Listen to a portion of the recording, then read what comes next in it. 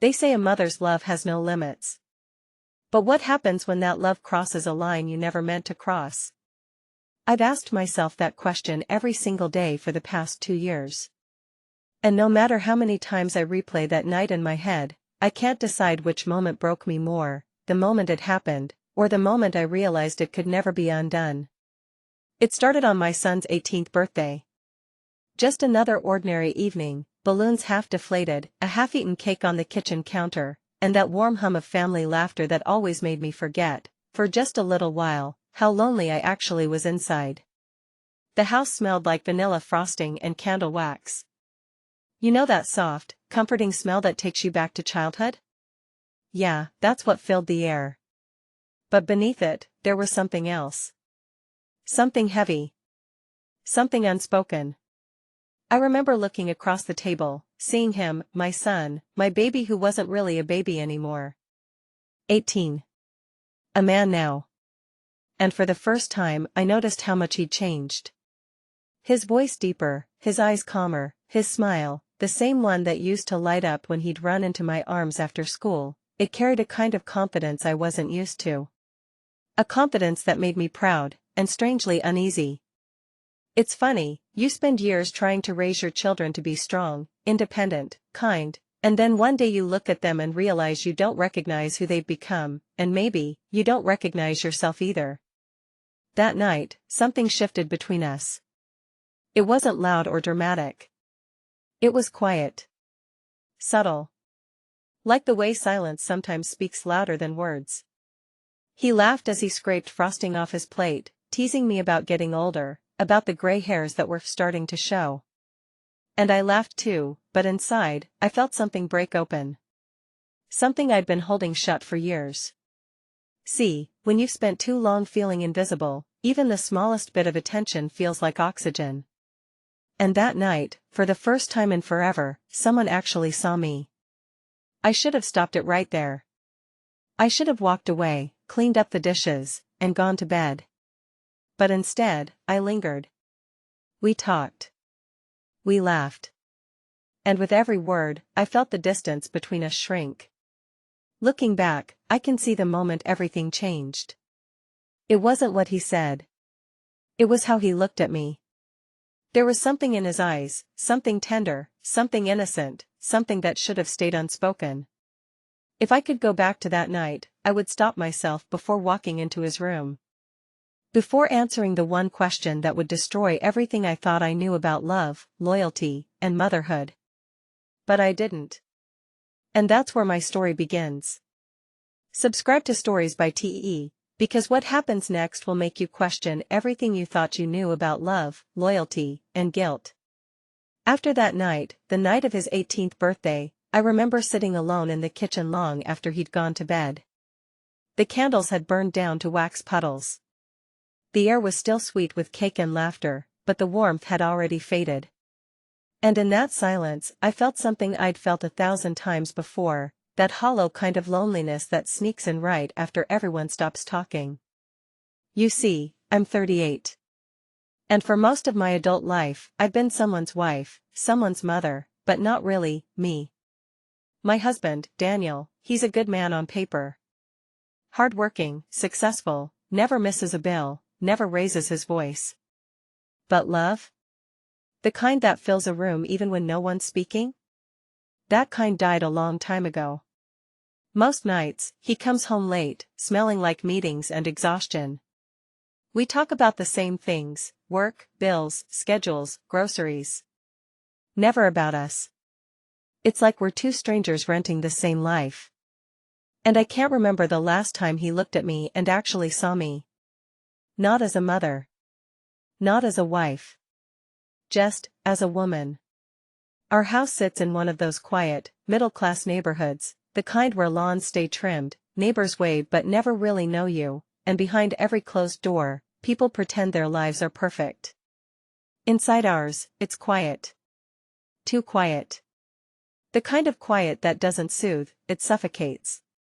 The television hums most evenings, filling the space where conversation used to live. Sometimes, I catch my reflection in the dark glass of the screen and barely recognize the woman staring back. And then there's Ryan, my son. 18 now. My heartbeat in human form. He's nothing like his father. Where Daniel is cold and distant, Ryan is warm and present. He notices things. Little things. Like when I skip dinner because I'm not hungry, or when my voice cracks even though I'm trying to sound strong. Sometimes, I think he knows me better than anyone else ever has. And maybe that's where the danger began. Ryan has always had this way of making people feel seen, especially me. He'd ask how my day went and actually wait for the answer. When I laughed, he'd laugh too, like it mattered to him that I was happy. And it's not that he did anything wrong, it's just, when you've spent years starving for affection, even kindness starts to taste dangerous. Our bond had always been close. Movie nights, late-night talks in the kitchen over hot cocoa, random drives just to clear our heads. He'd share things with me he'd never tell his friends, his dreams, his doubts, his fears about becoming a man. And I'd listen. I always listened. Because deep down, that connection was the one thing keeping me from feeling completely invisible. But lately, things had started to shift. He was growing up, more independent, spending more time out, talking less. And though I told myself that's how it's supposed to be, it hurt in ways I couldn't explain. There were days I'd stand by his door, hand on the knob, ready to knock just to say hi, but I'd stop, because I didn't want to seem needy. I didn't want him to pull away faster. Still, he noticed. He always noticed. Once, he found me crying in the laundry room, something small had set me off. I dropped a glass, it shattered, and before I knew it, I was on the floor picking up pieces, shaking. He came in, no questions, just wrapped his arms around me. And for a moment, I didn't feel like a failure. I felt safe. That's the thing about loneliness, it doesn't always come from being alone. Sometimes, it comes from being unseen in a room full of people. I wish I could say I saw the danger then, that I realized the thin line between comfort and something else entirely, but I didn't. I told myself it was harmless, that I was just grateful to have a son who cared. Because when your husband hasn't asked how you're doing in months, you cling to whatever makes you feel alive again. And on that birthday night, when Ryan looked at me with those soft, knowing eyes and said, "Mom, can we spend the night together? Just us. Like old times." I laughed it off at first. But there was something in his tone, something that made my heart skip for reasons I didn't want to name. I told myself it was innocent. I told myself he just missed me. But deep down, something stirred. Something I didn't want to feel. I didn't know then that his birthday wish, that one small, tender request, would force me to face the darkest corners of my heart. That evening was supposed to be simple. Just a small dinner at home, cake, candles, the usual family photos that no one ever looks at again. Daniel, my husband, had promised he'd be there. He even texted, "Be home by 7, don't start without me." But by 7:30, I already knew how the night would end. His business calls always came around dinner time, the kind of calls that stretched for hours and ended with silence on the other side of the bed. So, I wasn't surprised when his message came through. "Sorry, babe. Something came up. Tell Ryan happy birthday for me." I just stared at the screen for a while. Even the words felt empty, mechanical, predictable. I deleted the message before Ryan could see it. He didn't need another reminder of how distant his father had become. So, it was just the two of us. The kitchen light was warm and soft, casting shadows that danced across the walls. Ryan had put on some music, one of those mellow playlists he always liked. It was quiet, slow, almost nostalgic. We laughed as we set the table together. He teased me for burning the garlic bread again, and I told him he'd never survive on his own if he didn't learn how to cook. It was comfortable, easy in a way that it hadn't been in a long time. We talked about everything and nothing, school, college plans, his friends, how weird it felt turning 18. He joked that adulthood didn't feel any different, and I said it usually takes a few years before you realize it's not as magical as you think. And then there was this moment, just a small pause, when our laughter faded into quiet. He looked at me for a long second, really looked, and for a reason I still can't explain, my heart skipped. He said softly, "You know, Mom, I think you're the only person who really gets me." I smiled, trying to keep it light, but something about the way he said it, the way his voice dropped, gentle and sincere, it did something to me. Something I wasn't ready to feel. I pushed the thought away. He was just being sweet. My mind was reading too much into it. That's what I told myself. After dinner, we cleaned up together. He insisted I sit while he washed the dishes, a small gesture, but it made me smile. And for a brief second, I forgot about all the nights I'd sat at that same table, waiting for Daniel to come home, reheating food that always went cold. We sat on the couch afterward, half watching an old movie, half talking about life. The lights were dim, the rain outside steady and rhythmic, the kind of sound that makes the world feel smaller, more intimate. He leaned back, eyes half closed, and said, "Do you remember when I was little, and we'd have those sleepovers in the living room? You'd let me stay up past midnight, eat popcorn, watch cartoons." I laughed. "Of course, I do. You'd fall asleep halfway through the movie." He smiled, still looking at me. Then his tone shifted, quiet, almost hesitant. "Mom, can we spend the night together? Just us. Like old times." I froze. It was said so softly, so casually, like a child asking for one more bedtime story. But something about it, the way his eyes held mine, the way the room suddenly felt too still, it didn't feel like a child's request. For a second, I didn't breathe. My mind raced. He's joking. He has to be. But he wasn't smiling. He was serious, calm, almost shy, like he'd said something he shouldn't have but didn't regret it. I forced a small laugh, tried to make it sound playful. "Don't you think you're a little too old for that now?" He grinned, but there was a flicker of something else in his eyes, something I didn't dare name. He said, "Maybe I just miss spending time with you. That's all." And just like that, the air between us changed. Not in an obvious way, no words, no movements, just a quiet current that neither of us could ignore. I felt my chest tighten, a strange mix of warmth and guilt. It was innocent. It had to be. He was my son. My baby. But still, something shifted inside me. A feeling I couldn't explain, and didn't want to understand. When he went to bed, I stayed on the couch, the movie still playing, the rain still falling.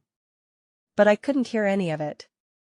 All I could hear was his voice, soft, low, sincere, "Mom, can we spend the night together?" I told myself it was just a harmless request, but a part of me felt something shift that I couldn't name.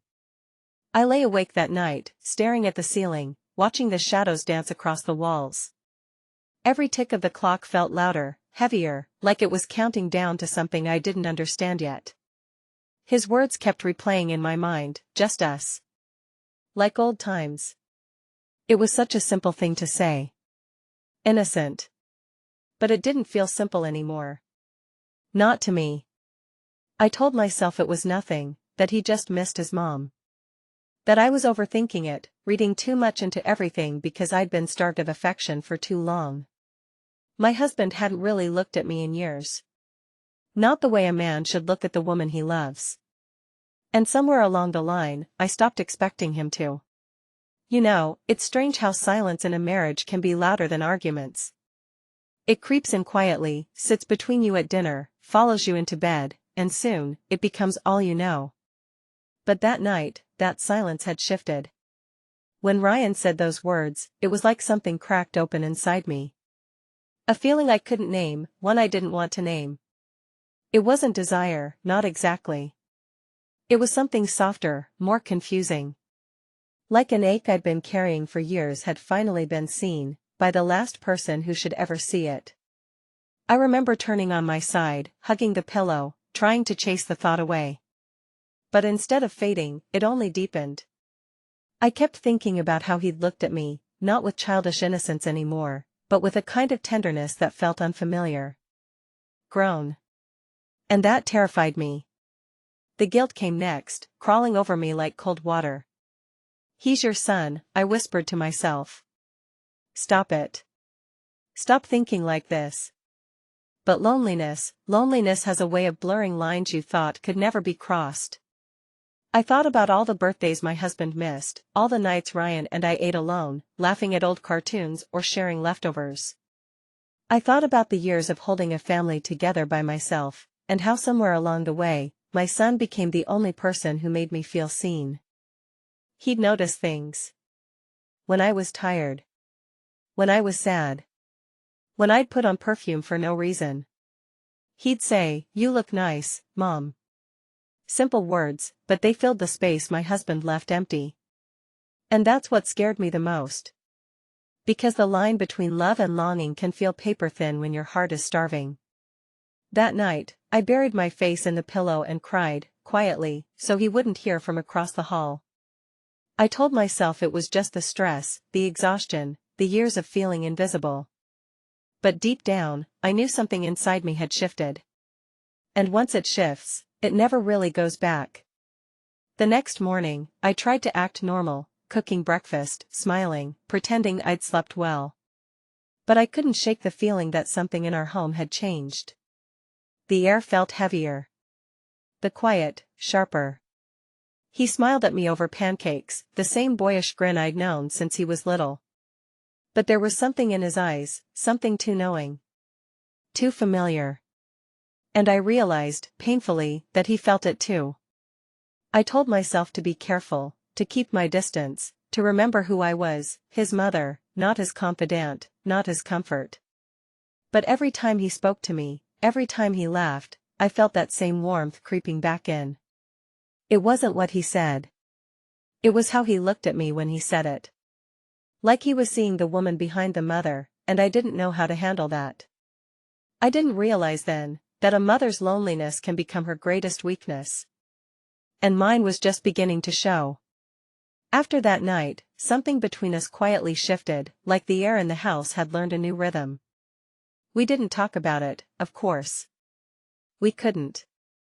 But it was there, in the way he lingered when saying goodnight, in the way his eyes held mine a few seconds too long.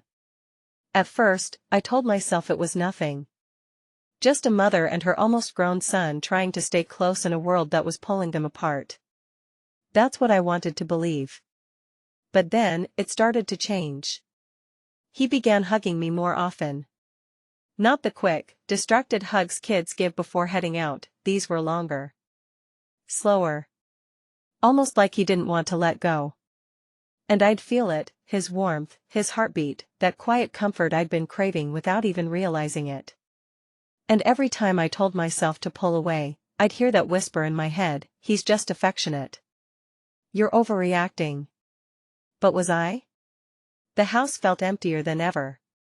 My husband had practically moved into his office. He'd text if he remembered, working late. "Don't wait up." Sometimes not even that.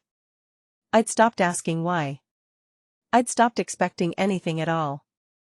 So, when Ryan laughed with me, or complimented my new haircut, or said, "You look really pretty today, Mom," it caught me off guard. Not because of what he said, but because of how it made me feel seen. It's strange how easily we can get used to being invisible, until someone suddenly makes us feel like we exist again. One night, we were watching a movie together. Something light, something funny. The kind of thing we used to do when he was little.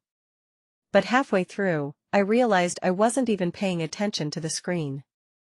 My mind was on the way his arm brushed mine on the couch, and how neither of us moved away. My breath caught, but I didn't say a word. We sat there, too close, too quiet, pretending it was all normal. But every second felt like a question I didn't want to answer. Later, he said softly, "I wish it could always be like this. Just you and me." I smiled, but inside, I was breaking. Because I understood that feeling all too well. That night, after he went to bed, I stood in front of the bathroom mirror and stared at myself. My reflection looked different. Like I didn't recognize the woman looking back. Tired eyes, trembling lips, guilt swimming just beneath the surface. I whispered, "What's wrong with you?" But there was no answer. The next few days, I tried to create distance, cooking quickly, keeping busy, leaving the room when he came in. I told myself space would fix it. That I just needed to breathe, to remember who I was. But Ryan noticed. He'd look at me across the table, brows furrowed. Did I do something wrong? And my heart would ache. No, sweetheart, I'd say, forcing a smile. You didn't. But he had. And so had I. Because love, even the purest kind, can twist into something unrecognizable when you've been starving for affection long enough. Then one night, it all came rushing back. We were sitting on the porch, the air thick and heavy after the rain. The smell of wet earth, the soft hum of crickets, everything felt calm, too calm. He turned to me and said, almost in a whisper, "You're the only one who really understands me, Mom." And that's when I felt it, that wave of warmth and shame colliding deep in my chest. I wanted to tell him he was wrong. I wanted to tell him there were lines you never cross, feelings you never name. But instead, I just looked at him, and in that moment, I couldn't find my voice. The silence that followed said everything we couldn't. After that night, I stopped sitting with him in the evenings. I told myself it was safer. But avoiding him only made me think about him more, about what he'd said, about how his words had found a place inside me that I thought was long dead. And then came the night that changed everything. It was late, past midnight. I was lying in bed, trying to sleep, when I heard a soft knock on my door. "Mom?" My heart jumped. I hesitated. "Yeah?" There was a pause. Then his voice, low, quiet. "I can't sleep." Before I could respond, the door creaked open. He stood there in the dim light of the hallway, unsure, but determined. And before I could say a word, everything changed. That night still plays in my mind like a movie with no pause button, dark, quiet, and unbearably slow. The air felt heavy, like the house itself was holding its breath. He stood in the doorway, his silhouette outlined by the soft glow of the hallway light. For a moment, neither of us moved. I could hear the rain tapping against the window, the faint hum of the refrigerator downstairs, my heartbeat pounding in my ears. I told myself to tell him to go back to bed, to be the mother I was supposed to be. But when he stepped closer, something in me froze. He looked lost, fragile even. Like a child again. His voice trembled when he said, "I just don't want to be alone tonight." And I don't know what happened inside me in that moment. Maybe it was the years of silence, of being unseen, untouched, unneeded. Maybe it was the ache of feeling wanted for the first time in so long. He sat at the edge of the bed. The mattress dipped slightly, and that small movement seemed to shatter the invisible wall that had been keeping everything in place. I wanted to speak, to stop whatever was coming, but the words got trapped somewhere between my guilt and my grief. The room felt too small, the air too thick. My chest ached. My thoughts blurred. And then, something in me broke. Not loudly. Not dramatically. It was quiet, the kind of breaking that no one else can hear, but you feel it echo inside you forever. What happened next? I can't describe. I won't. Not because I don't remember, but because some moments aren't meant to be painted with words. Some moments are meant to haunt you in silence. When it was over, the world didn't feel real anymore. The rain had stopped. The room was still. He didn't say a word. Neither did I. The air between us was thick with shock, not just at what had happened, but at the realization that we couldn't go back. He sat there for a long moment, staring at the floor. His hands trembled. Mine did too. Finally, I whispered, my voice barely holding together, "Ryan, we can't talk about this. Ever." He nodded, eyes red, lost. And then he left the room, quietly, without looking back. The moment the door closed, I broke down. Silent tears, shaking hands, a whisper to no one, "What have I done?" Something irreversible had happened. Something that would change everything. The walls of the house felt different after that night, colder, closer, like they'd learned our secret and were waiting for it to destroy us. Because secrets don't stay buried forever. They find cracks, they whisper, they crawl their way into the light no matter how hard you try to silence them. And this one was already beginning to speak. If you think you've seen the worst, subscribe to Stories by TE, because the truth that follows will shake you to your core. The next morning felt unreal, like waking up inside a memory you wish you could erase. The sunlight that poured through the blinds felt too bright, too honest, like it was exposing something the night had tried to hide. I sat at the edge of the bed, staring at my hands. They looked normal. Steady. But inside, I was shaking. My stomach turned every time I replayed the night before, every glance, every silence, every choice I couldn't undo. Downstairs, I could hear the soft clatter of dishes. He was already awake.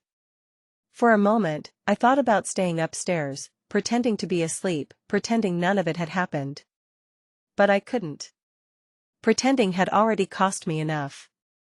When I finally walked into the kitchen, he looked up. Our eyes met for half a second, and then he looked away, quickly, like it burned. "Morning," he said softly, voice low. I nodded, my throat too tight to speak. "Morning." That was it. That one word held all the weight of 1,000 confessions we'd never say out loud. We sat there in silence, both of us pretending to focus on our breakfast. The distance between us felt louder than any argument could. Then the front door opened, my husband walked in. He'd stayed at the office overnight, apparently. He looked exhausted, loosened his tie, and glanced between us. "What's going on in here?" he asked, half smiling. "Nothing," I said too quickly. Ryan got up, mumbling, "I'll be upstairs," before disappearing down the hall. My husband frowned. "Did you two fight or something?" I shook my head. "No. He's just been quiet lately." He shrugged, pouring himself coffee. "Teenage moods. He'll get over it." If only he knew. For days, the house became a maze of silence. Ryan avoided me whenever he could, leaving early, eating in his room, keeping conversations short.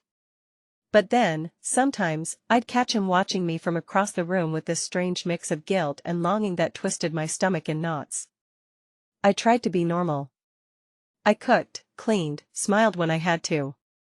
But it all felt like acting, like I was living someone else's life. At night, I'd lie awake listening to the faint creaks of the house and wonder if he was awake too. And every morning, I'd tell myself, this has to go away. It has to fade. But guilt doesn't fade. It festers. It hides beneath every smile, every small talk, every moment of forced normalcy, until one day, it spills out in ways you never see coming. And soon, someone would find out. Nights became my punishment. I'd lie awake staring at the ceiling, the shadows shifting with the streetlight outside, and every flicker reminded me of that moment, the one I couldn't take back. I stopped wearing perfume. I stopped looking in mirrors. I stopped feeling like me. Guilt has a smell, a texture, a taste, and once it wraps around you, you can't scrub it off. Every day, I replayed the same questions in my head. What kind of mother does that? What kind of woman even lets it get that far? I wanted to believe I was a good person who made a mistake, but even that sounded like a lie I was telling myself to breathe a little easier. Some nights, I'd sit by the window with a cup of cold tea, watching the quiet street outside. The world kept moving. People laughed, walked their dogs, lived their ordinary, untarnished lives. And here I was, trapped in my own house, in my own shame, in a story I couldn't tell anyone. I thought about confession, about telling my husband the truth, or maybe a friend, or even a stranger. But every time I imagined saying the words out loud, my throat tightened until I could barely breathe.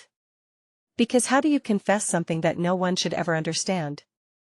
I'd look at Ryan and wonder if he hated me, or hated himself. He'd barely meet my eyes, yet sometimes I'd catch that flicker of sorrow in his face. A part of me wanted to reach out, to tell him it would be okay, but I knew it wouldn't be. nothing would ever be okay again.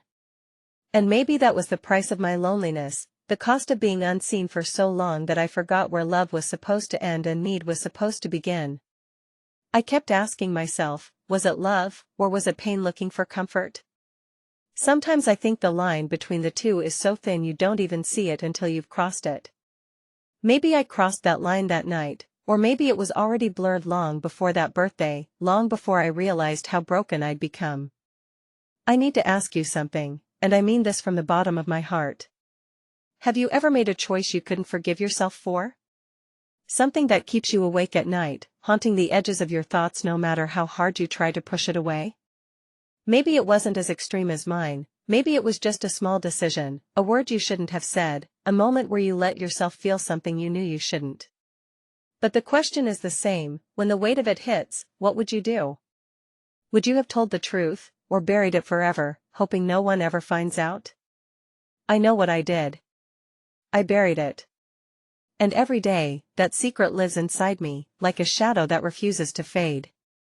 And now, I want to hear from you. Share your thoughts below, I read every single comment. Tell me your story. Tell me your guilt, your regrets, the choices you've made that still linger in your mind. Let's talk about it, because sometimes, the only way to feel seen is to see ourselves in someone else's story. And if you want more stories like this, raw, emotional, true stories that test the boundaries of love, loyalty, and morality, don't forget to like, share, and subscribe to Stories by TE. Because these aren't just stories, they're mirrors. They force us to look at the choices we make, the lines we cross, and the darkness we carry within. So, tell me, if you were in my shoes, what would you have done? Sometimes, I lie awake and think about how fragile we all are. How easily we bend under the weight of loneliness, under the pull of desire, under the quiet ache of being unseen. Sometimes, love and guilt wear the same face. And sometimes, the people who need healing the most, are the ones who end up causing the most pain. I don't know if I'll ever forgive myself. And I don't know if he ever will. The lines we crossed that night, they don't just fade away. They linger in the corners of your mind, in the spaces between words, in the silences that fill your home. Every choice has a consequence, every secret has a cost. And sometimes, the hardest part isn't living with it, it's living with yourself afterward.